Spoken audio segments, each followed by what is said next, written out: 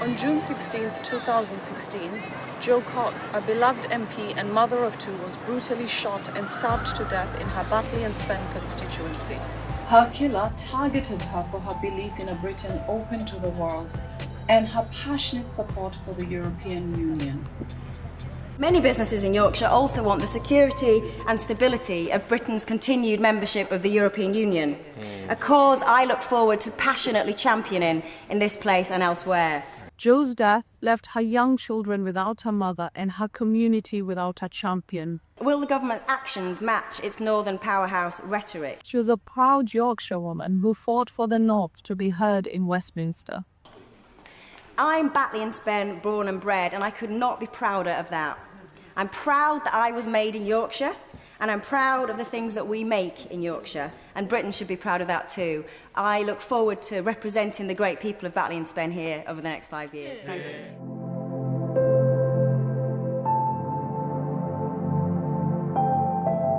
During the Brexit campaign, MPs like Anna Soubry faced death threats, with one individual convicted of inciting violence by calling for someone to Jo Cox Soubry. Today, those same issues continue to divide our politics.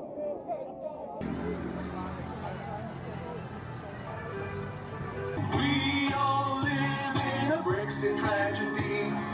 Brexit tragedy.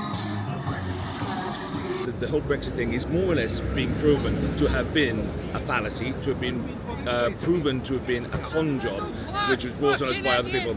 Middle class eddies. I'm a secondary modern school. Excuse me. I'm a secondary modern schoolboy. I'm a middle class. Keep typing your back, loser. Who blames everyone? I loser. Off you go. Bye. This is so stupid. Loser. All these people being... Sorry, I had to win it. Sorry about that. During my time working for Theresa, we actually held the 2017 general election. For MPs, they said it was the kind of toughest election that they'd faced due to the amount of intimidation that they faced out on the campaign trail. And that was definitely something that was disproportionately felt by female MPs, MPs from ethnic minorities. It was felt across the spectrum of different political parties. From vicious online abuse to physical intimidation, political discourse in the UK has grown increasingly hostile. The people who push this are public school boys. Exactly. They're not even middle class, they are upper class.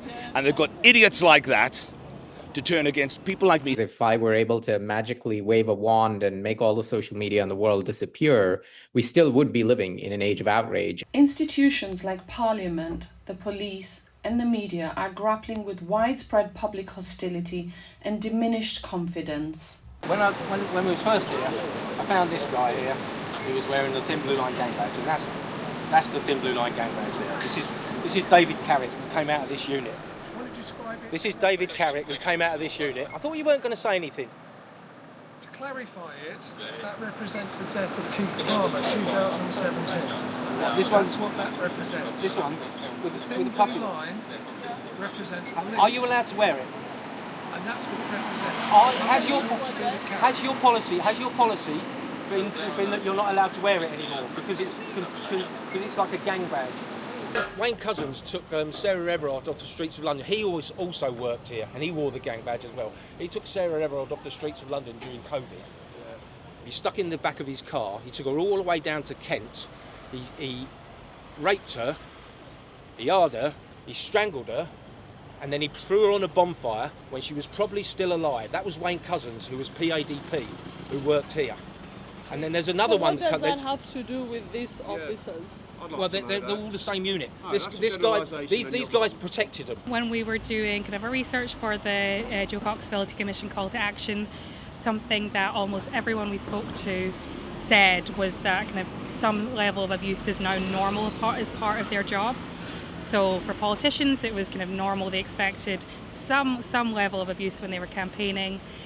For staff, it was something that a lot of staff had to deal with. MPs are doing a job, particularly when they're doing their constituency advice surgery, which is such an important part of our democracy. A lot of MPs say, that is a really important part of their job, perhaps the most important, assisting constituents directly. But they are doing that job in the context that 2 of their colleagues were murdered doing that job. We've all suffered some threats to violence at times, usually people who have some kind of mental health problems, and we did have to involve the police at one point with one of those people, but and help was provided for that person through the health services. I think the security of MPs is a very live issue, particularly for female MPs who get more harassment, more grief, more abuse, which is completely unacceptable, utterly appalling. I'm very worried about it. I've had a bit of it, and that's not how a democracy should work. We can have different views, we can have respectful debates, but we should do so in a peaceful, respectful way. Watching the decline in trust of MPs and journalists has been deeply depressing. I think we're now down to below 10% of people believing MPs will tell the truth. It's not much better for us as journalists. I have suffered a fair amount of abuse, particularly online abuse. I remember writing to my bosses at The Observer when I left it in 2010, and I'd faced a lot of racist abuse over an article I'd written saying if we don't change the way we allow people to abuse us in reaction to this, basically the only people who are ever going to write are going to be deeply thick-skinned, and I think thin-skinned people should be able to be a part of our journalism as well. An interim report from the Speaker of the House of Commons published this month reveals the impact of abuse on British parliamentarians. 96% of MPs and 69% of their staff have experienced harassment. Half of MPs report feeling anxious, depressed, or unsafe. Nearly a third have considered not standing for re-election, while 1 in 6 have thought of resigning. There's still fewer women in public life, and I'd hate to think that worries about the kind of abuse that you might get put people off. The coarsening of public discourse continues to cast a long shadow, deterring talented individuals from public service and threatening the heart of our democracy. Jo Cox's legacy reminds us to confront challenges through building a politics defined by shared purpose. Jo Cox is an exemplar to us all. I was on the same select committee as her. She was a different party, but we got on extremely well, and she was always very respectful to other members of Parliament regardless of their political views, and I think that's a lesson to us all. I think we do complain sometimes about the nature and discourse that goes on in politics in terms of people outside politics maybe being critical of us, and sometimes that can move into threats of violence. But often, we criticise each other in terms that are just not helpful. And so I think we can be our own worst enemy. So I think it's very important we are more respectful to each other. I am inspired by Jo's message that we have more in common, that which divides us.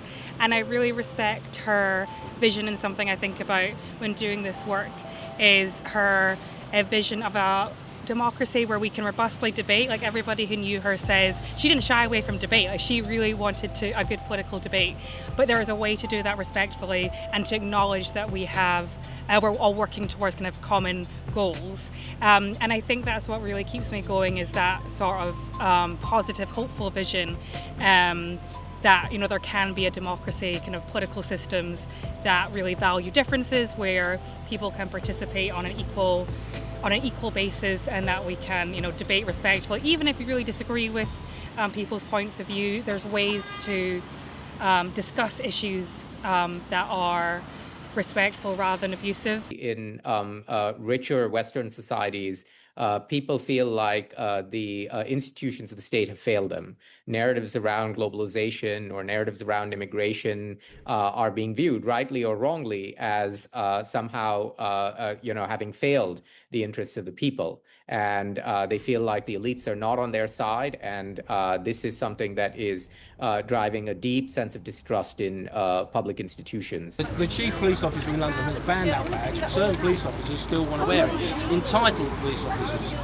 And out of this unit that have produced 3 rapists, Mark Terrell, David Carrick and Wayne Cousins. And also there's another one called Sergeant Paul Knight, who beat up a 73-year-old. This is a very small unit in the bigger scale of things. 1,000 men, or 900 men, it's meant to be 100 women. They can't get the 100 women because normal police officers don't want to work with this gang, because they've got such a bad reputation for misogynistic and being a little bit sort of really.